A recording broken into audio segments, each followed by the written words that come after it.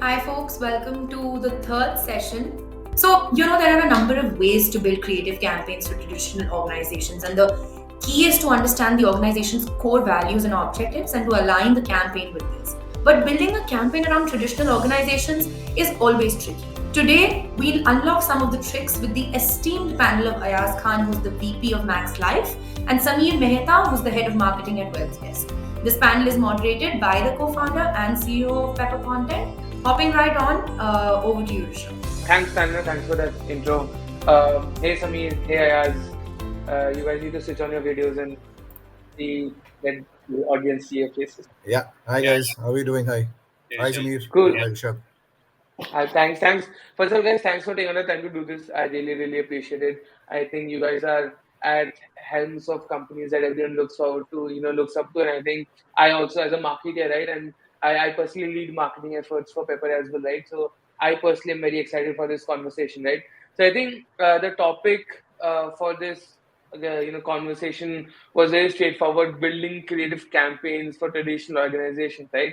But I think the first question in itself can be, how do you define traditional organizations? Are there any, is say Max Life, who has been around for 50 years, a traditional organization, or how do you define? I think Sameer, probably you can go first, and then I ask, how do you actually have that thought process when you're thinking of a campaign of for a traditional and a modern organization, or that's just a facade that's startup founders like me have made up to feel good about ourselves that we are modern and other companies are not modern enough. All right. Since you asked me to go first, so first of all, I really like the topic, right? I mean, because when you consider traditional organizations, you typically don't think of them as being very creative, or you don't usually associate a lot of creative campaigns with quote unquote traditional organizations, right? So I actually start. But when you go deeper into it, you will notice some of these old school organizations actually are pretty creative, right? And as we go into our discussions, I'll try and come up with some references as well. So I was trying to think about, okay, how do I categorize traditional organizations, right? So one could be by the category, right? So any old school businesses you can consider: construction, building chemicals, materials, trucking, banking. These are usually considered traditional, right? Must be traditional. And the other thing is when, like, another example is when you're in college and you're thinking about hey, I want to work for a company. You will not think about, I want to work for a building chemical company. You won't think about that. But you may want to think about Fevicol as a brand. Yes, I want to work for that, right? So that's actually one of my examples where I wanted to give that it's technically a traditional category, but it's from a brand perspective, they are way ahead than I think most creative organizations, right? So whether it's a category or by age, I think these are two ways. If it's a very old company, it could be considered traditional, or it's a category. So that's how I look at it. But Ayaaz, let us know your thoughts. No, thanks, Amir. I think, Rishabh, it's an interesting question because for me, I feel there are none. There is nothing called a traditional organization, right? For me, any organization that today is doing class-leading marketing or is trying to build a brand knows their consumer and their customers very well. That's number one. Right. And having said that, a lot of the traditional, as you're referring to, old organizations who've been there, let's say 125 years, 100 years, etc. Just to kind of let you know, Max Life's been there for 21 years only, so we are 21 years old. So when you look at even older organizations who've been there forever and in categories which are, like Sameer said, traditionally looked at boring and traditional, I think they know their consumer pulse very well. And creativity and storytelling, irrespective of whether a company is traditional or modern, is coming backwards to the consumer tension point. I think that's what's most important. So you cannot categorize today in today's day and age any company that's traditional, and especially after what we've seen in the pandemic, you've seen a lot of traditional companies taking forward agendas like metaverse today, taking forward things like digital and mobile marketing today, taking forward agendas like voice vernacular and video marketing today. So I think. For me, it's come of age. So I don't think that there is a traditional organization that works. Yes, when it comes to startup founders like you, when it comes to startups, they could be a little more agile versus a little more, takes a little more time to kind of get there, but they get Right. there, according to me. Yeah, Right. No, I think people of my age, people that we talk to, I think how we very conveniently box traditional organizations is by the look and feel of it, right? For example, because Cred has a very sleek UI, it's modern, it's new, so that's a new age modern organization. But say a PNG or a Parlay or an HUL, right? Considered traditional in the real sense of it, right? But if I look back, and if I look back say I'm 24 in my 24 years of existence, right? The most memorable campaigns, the most memorable ads, right, have probably been more of the HULs and the PNGs, right? I think creativity is a DNA of organization. It's not a nature of whether it's traditional or modern, right? I think that's absolutely, what you guys are also trying to absolutely. put forward, right? Yeah, And again, like you can be as boring an industry as glue and be as cool as Fevicol, right? I think traditional or not, I think it's still you can. I think traditional we can by for for ease of audience. I think we can accept that traditional here means people companies that are large in sizes that probably have some bureaucracy, some aren't as agile as 200 people startup, right? But I think that's the only definition we should limit traditional organizations to. No, so by that standard, then Apple and Nike, you would have to think of. So that's why what the yeah, point actually, what both of us have converged on, Ayan and I, is basically that I think the traditional is more the mindset of the leadership as well, right? absolutely. Where Right. if creative license is not given to the marketing team, or generally you're risk averse, conservative, and just want to stick to what you're doing, and if you're doing it very well, then leadership is probably thinking, hey, why do we want to go off script? Let's just continue doing what we are, Yeah, right? I Right. agree. And I agree. And so just to what Samir is saying, just to adding to that, I think it's about the risk-taking ability of organizations, right? The ability to innovate, the Mm. ability to look at newer Right. things, right? I think a lot of organizations today, whether they're traditional, whether you pick up, let's say, the examples of a Levers or a Pidilite or a Coca-Cola, which has been there for 132 years. If you look at the top marketeers or the ones who are doing the maximum innovation, are the companies that have been existing in the world for over 75 years, right? So they are old, but at the same time they understand the importance of changing with the times, and the consumer has changed, the landscape has changed, and Right. therefore the companies have no other choice but to kind of change and adapt to that landscape. And frankly, as marketeers or as companies, those who don't adapt or differentiate will die eventually. Yeah, Got it. No, I think and I think I got it wrong in the first time, but I when Samir mentioned, I think I'm getting the hang of it, right? For example, and I think the company that stands up for me here is Amul, right? Amul in its very like existence have been bold multiple times, right? Have gone really out of the box, with its cartoons and everything. I think, but yeah, I think as Samir, you I think mentioned, right, how risk averse, how the leadership thinks about going yeah, off script or on script. I think that's a beautiful answer. So coming to it, right? So when you reach a certain stage, right? So for Pepper, it's very easy. I can just tell the team that let's do something, right? Because the loss, the downside is not very huge, right? Because we aren't as big to lose as much as we had, right? But for big company like for a Max Live or Wealthdesk, right? You guys are at a certain level where, and the point that you mentioned, right? Leaders would be like, why would you need to do this, right? How do you hedge your bottom instead of going for the stars, right? I think that's the question that most marketers always ask. Right? You can keep on doing the engine is running, you are bringing in sales, right? But do you want to risk, say, even X% of your brand reputation just to do a bold campaign which can give you 2x, right? I think that's a question that you probably ask. So, how do you go about thinking of a campaign or any creative, outlet for brands at that level? Because I personally can't comprehend getting permission from 20 people like, okay, this is a good to go campaign, right? So how do you guys manage that per se? yeah, Ayan, why don't you go first and I'll yeah, follow. yeah, sure, sure, Samir, I'll go. So I think, Rishabh, the answer lies in the fact that, one, stay true to your purpose. Every brand has a certain purpose and a reason to exist, right? So I think stay true to that. Number two is understand your consumer and your customer very, very well, right? If you your insights and your propositions that arrive from a consumer tension point can be told through any powerful storytelling medium, whether it's a TV commercial, whether it's tomorrow going to radio or a digital ad, or it could be even a cinema activation, right, or experiential marketing. But at the end of the day, it's that it's your brand's purpose that should start driving all your conversations, in whether it's storytelling or whether it's even driving culture internally, right? I think that's very important. Number two, coming to your point of how do you convince people, right? I think powerful storytelling is something that everyone relates to, whether the person is driving a business, somebody's coming from sales, or somebody who's even a CFO in an organization. If the story tugs at your heart and it makes you stand up and take notice, I think you've done your job.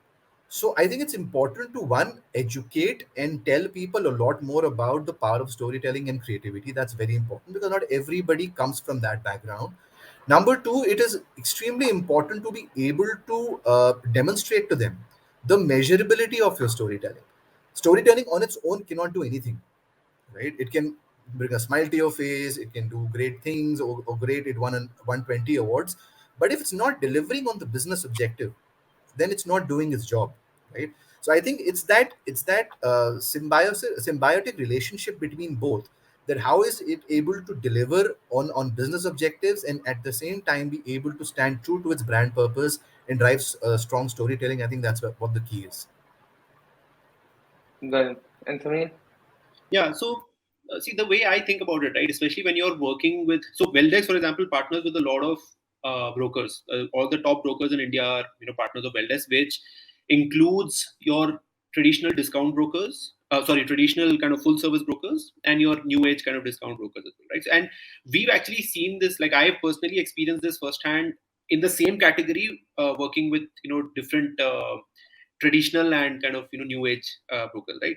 So I think what tends to happen with people who are heading a brand or even heading the company, right? They, if everything is working fine, they will not touch anything, right? It's very difficult to dislodge. But when they start realizing, for example, that the demographic itself is changing, right, or competition is coming in now, if you rewind a few years back, the discount broking was nascent in India. It was all the full service brokers through their old school distribution network that was actually had the most number of users. But now, thanks to tech and everything, it's discount brokers that actually having more and more users, right? So these old brands or the traditional brands have actually woken up to the fact that most of the newer demographics are actually joining discount brokers, right? So they have to wake up to that. And competition from a product perspective is way better, right? The product experience of new products that are coming out is way better. All of this are good grounds for you as a brand person or a head of business to take a call that, hey, we need to do something differently, right? And you also obviously assume that the product experience is also keeping you're kind of you're making the same progress at the product level also, right? Now let's take another category like credit card payments, which was the most boring thing, right? There was absolutely nothing. There was no category, I would say, right? Right. Nothing. But just look at what Cred has done, right? Now, Cred had a couple of things going for it, right? One was, yes, a boring category, but if you look at their product experience, it's probably one of the best it's the best in India, and it's, I think, even from a global perspective, it's benchmarked against the best design, right? So they've nailed that. They have enough confidence. Now that they have enough confidence that my product is good, even though the category is nothing, it's a credit card payment thing from where they started going in for their quirky type of ads. Right. So that confidence to kind of pull things off came in from there, that they understood that, hey, this is, if I go only by you pay credit card and you get this, nothing's going to, right? But tried multiple things that, right? So it depends on whether you are going to disrupt something or you are getting disrupted, and therefore you have to change the way you are, creating campaigns. Either ways, I think that freshness needs to come in. Got it. No, but at the same time, right, creativity, can be so self-consuming that people don't really realize, what you are creating, right? So, for example, the recent ad by the government to promote airbags at the back, right? People started talking how it promoted dowry because there was an ad showing, the marriage in which the bride and the groom were being sent off in a car, right? Again, nowhere it was mentioned that the car was gifted by the bride's father or something like that, but people were outrightly rejected, right? Then there was a very big problem, with the backlash that happened with an deodorant ad, which was even FIR and put down, right? So I think, again, at the core of it, people who were creating them thought it was good, unique, creative storytelling, right? But again, these, some nuances come in when you release it to a third person, right? The Yeah. public, right? So, like, for example, in your personal experiences, has this ever happened where you were creating something and you always saw it with that, very straight eye, okay, this is what I've created. But then you release it to the public and you release it to say XYZ people, and they refuse to see what your vision is, and they have a completely different perception of what you created, right? So I think, can you tell me about some experiences around this, or what's your even take on problems like this? Yeah. So I'll quickly go first, and then I'm sure Sure, Ayaaz will sure, add. Samir. Yeah. So, see, in our case, what happens is in itself as a product is not regulated by SEBI yet. Right? We are an investment technology platform. We're not regulated yet. Maybe later on that might happen. We don't know. But the people we work with are regulated, as in brokers, Hmm. registered investment advisors. Everything has SEBI regulations, and there's the code of conduct also that needs to be followed. Right? So therefore, the point I'm trying to make is that there are brand guardrails that you need to establish, right? And within that, whatever you can do, either from a regulatory perspective or just from a brand voice perspective, you need to stick to that, right? For example, we even on social media we steer clear of few topics, even if it's trending, we don't do it because it is so easy for those topics to just flip and go off tangent, and you get hurt, right? So we've Right. taken that conscious call that yeah, we are not yet regulated. So if assuming we're going to be regulated even a little later, I don't want any controversy because that is a very negative thing for me. Whereas a lot of brands actually say that hey, any controversy, any PR is good. Yes. Let people talk about my brand. I don't care, right? Right. So what I assume would have happened with that Dio brand that you're talking about is they would have tested this with the demographic that they were trying to reach out to, and it would have been like, "Arey, kya ad banaya," and all of that, right? So it would have been like amazing ad or whatever, and the brand the guardrails would have been very khula. It's okay, Right. it's a very small brand. What's going to happen, right? Let it go. It went, and obviously it went off tangent, and they had to. But it would be very interesting to know whether there was any increase in the market share, whether there was any increase in the uptake, sales uptake, right? Right. As as a marketing person, I disagree because they went very, very off tangent and they should not have done that. But I think it's also what the team was prioritizing more for, right? So that is basically my opinion on that. That if your brand guidelines are strict, you stick within that. Don't go off unless there is some other reason why you want to actually go off that. It could be a new product offering. It could be just new demographic that you want to reach out to. So that's how I Right. would. And Yeah, sure, Samir. So, Rishabh, I think interesting point. Now, see, there is for at least at Max Life Insurance, right? We are a regulated category, hugely regulated, right? And therefore, whatever we do is within the guardrails of the regulation. That is number one, right? Number two is that overall for the brand as well, like Samir rightly said, the brand guardrails, the brand architecture, the brand vision, the brand voice, the brand tonality is something that you want to stick to because it's best to kind of communicate consistently through the tone of voice that the brand has decided for itself, right? Coming to the fact that there is a lot of tailwinds that one can take advantage of that's happening, which we typically call occasion-based marketing or moment marketing, right? Now you have to, as a brand and a brand manager or a head of brand or as a CMO, or decide whether you want to become a part of that popular cultural and a social conversation or not. It has both the flip sides, right?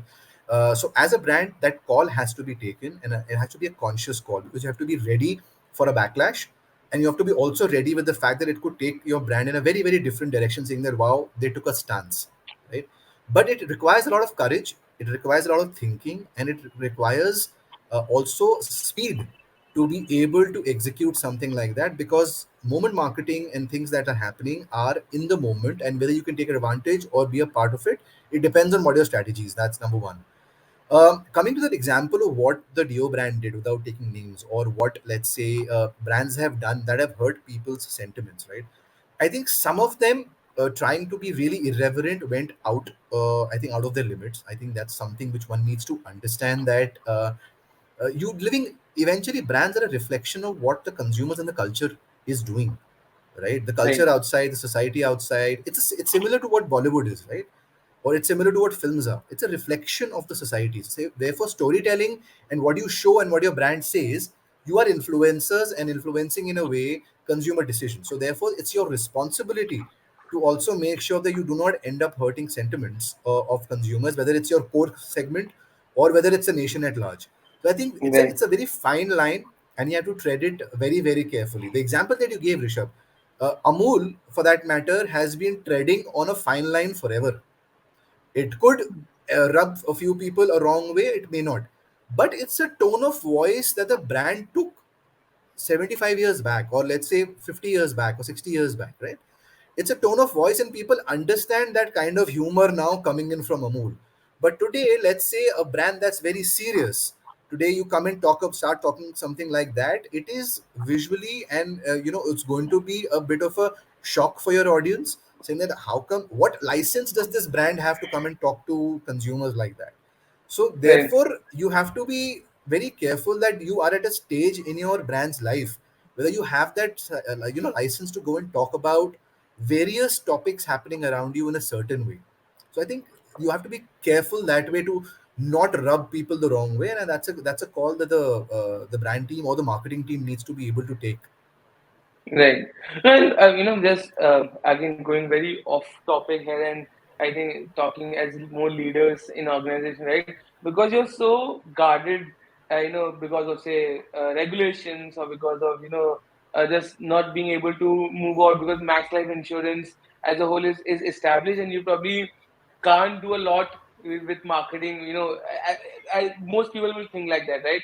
So how difficult then it becomes to get talent in, right? People who want to unleash their creativity in some sense, and they'll see and they are maybe I'll not get the chance in a XYZ company or a big company, right? And I know that's not true because when you're at a bigger stake, with more parameters to learn, I think it takes even more creativity to come up with something that check marks, tick boxes all of those parameters, right? But how do you then how are your interviews? What's the positioning like then? So I'll take that first, Samir. Yeah. So I think Rishabh, frankly, if you ask anybody coming out of a top B school and wanting to get into advertising, marketing, etc., right? They would possibly pick up an FMCG giant, or they'll become an automobile major and say that Yeah. let's go and do something quirky and different there, because of course that's the category that's very exciting from the outside, right? Yeah. But I think now having spent a good amount of time in a category like life insurance, which was kind of looked at as conservative and also a category that possibly doesn't take risks, I think it's completely wrong to think like that.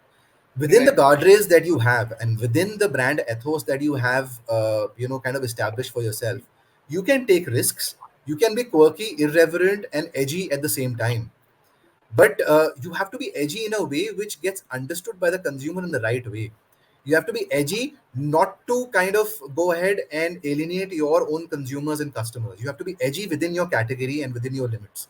So you can do edgy work, you can do irreverent work, you can do innovative work, you can do different work even in a category life insurance, or probably in a category where Wealthdesk or a cred operates today, right?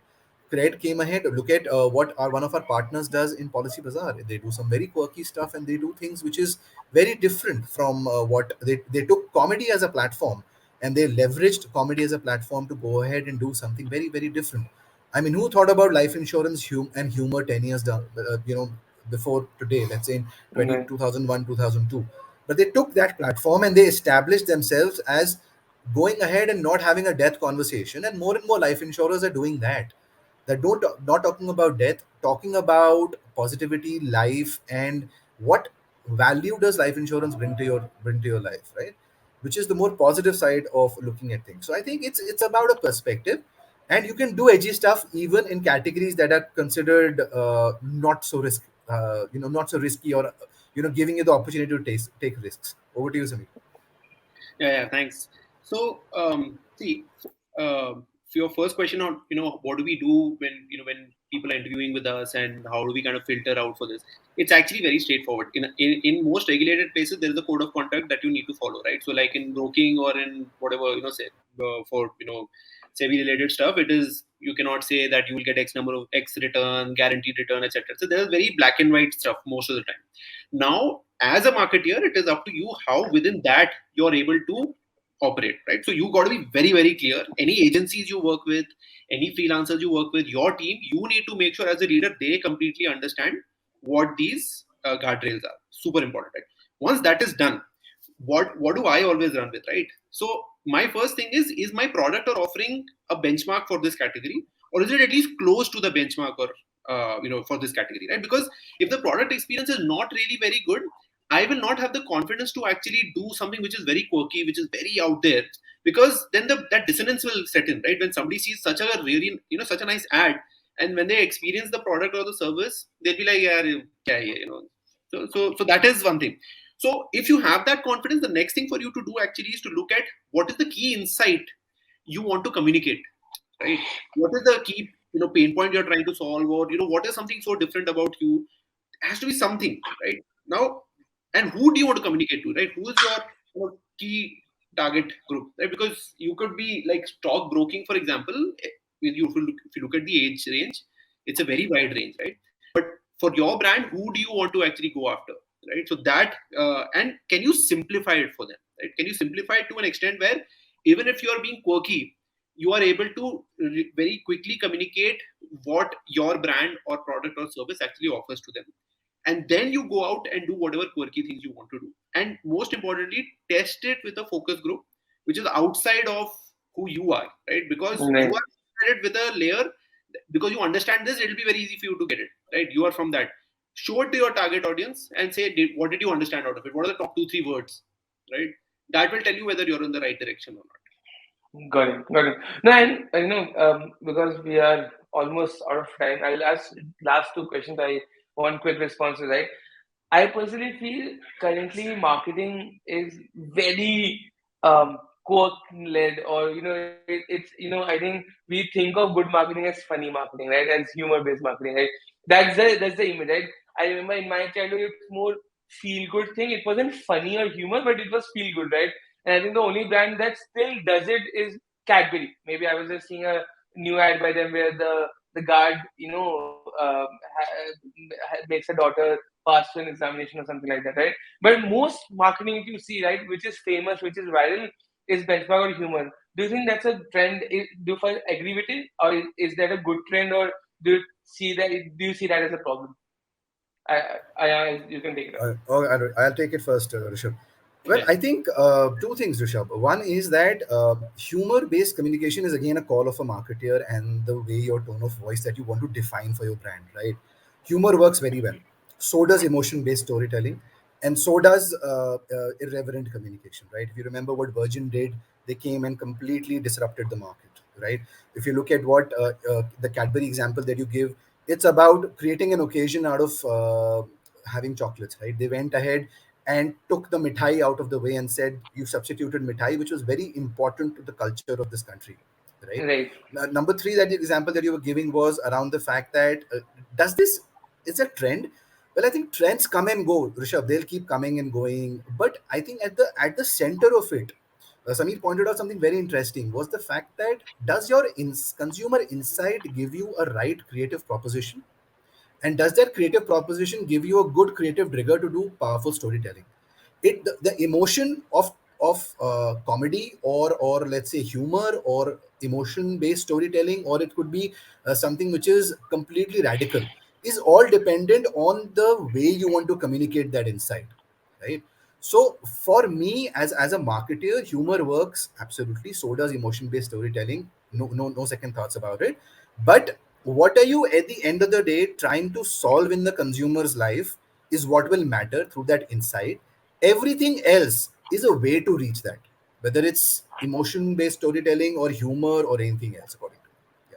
Yeah, completely agree. I mean, and if you look at it, there are some brands which will always go in a particular direction, right? So if you look at Nike is emotion, sports, performance, it's like, I mean, you obviously associate them with those specific type of ads as well, right? So I think humor works well. Emotions, these are the two primary.